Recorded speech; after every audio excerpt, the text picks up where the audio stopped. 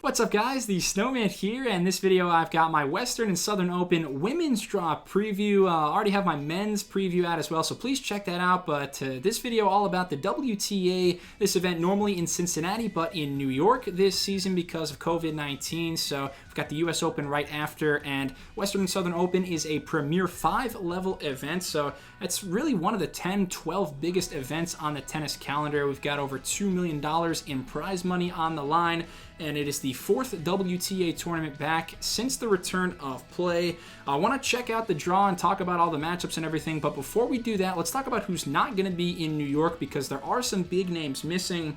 These are all the top players who won't be competing this week or next week at the US Open. Some huge names missing, including 6 top 10 players. You see number 1, Ash Barty, number 2, Simona Halep, who just won in Prague, then world number 5, Elina Svitolina, also no Bianca Andreescu, the defending US Open champion, no Bertens, Bencic, Wang Chong, Svetlana Kuznetsova. The list goes on as players have major health and travel concerns about playing in the United States. So it is a weakened pool, but here's the draw for the Western and Southern Open. Section number 1, the de facto 1 seed Karolina Pliskova, the champion in Cincinnati back in 2016, and like many players in the top 20, this is Pliskova's very first tour level event since the suspension, so how long will it take for her to knock the rust off? She does already have a title though this year, winning in Brisbane, defeating Madison Keys in the final there. Pliskova will have to contend with some pretty solid veterans in this quarter, players like Elise Mertens, Anastasia Sevastova, and Kiki Mladenovic. You see number 5, Aryna Sabalenka at the bottom there,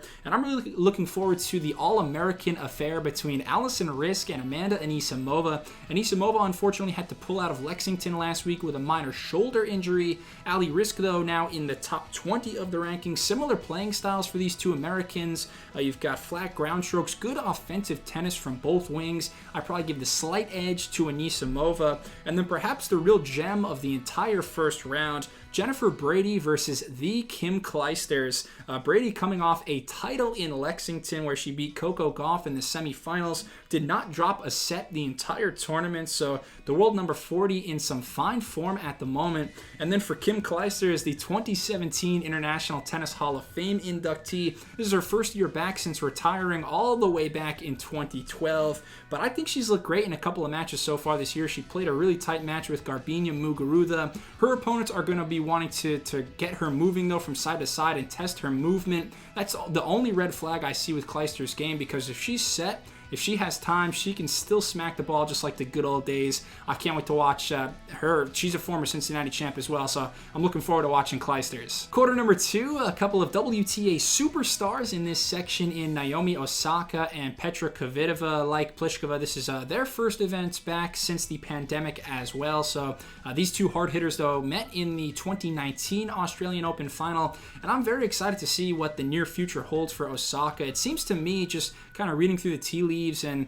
during her interviews and watching her on social media, it seems like she's a lot more comfortable now. I think back in 2018, Osaka had such a rapid ascension to stardom that maybe at times she was a bit overwhelmed, but now she seems very balanced both on and off the court. So I expect, Osaka, she is a prime candidate to win not just Cincinnati but the US Open as well. Another great first round matchup here, Venus Williams versus Diana Yastremska. Venus last week played Serena, her sister, for the 31st time in their illustrious careers.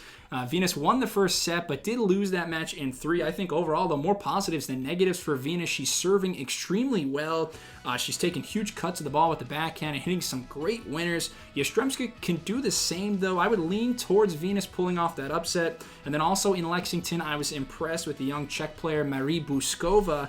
She knocked off Jo KONTA in the first round. And speaking of KONTA, she is the 8th seed here in quarter number 3. Can she find her A game? Serena in this group also. She's coming off a very productive week in Lexington. I feel like the GOAT kind of pacing herself for the US Open. Obviously, that's her main target. She'd like to win Grand Slam number 24, but a trio of hard-fought 3-set matches for Serena last week, I feel like that's only going to help her fitness and, more importantly, her timing. Serena wants her rhythm to be as in sync as possible for the US Open. Williams, though, she may have to run into the 16-year-old phenom Coco Gauff in the third round. Gauff has already played Venus twice in her young career. I think she's never played Serena. If we get Coco versus Serena, the networks would absolutely explode with anticipation there.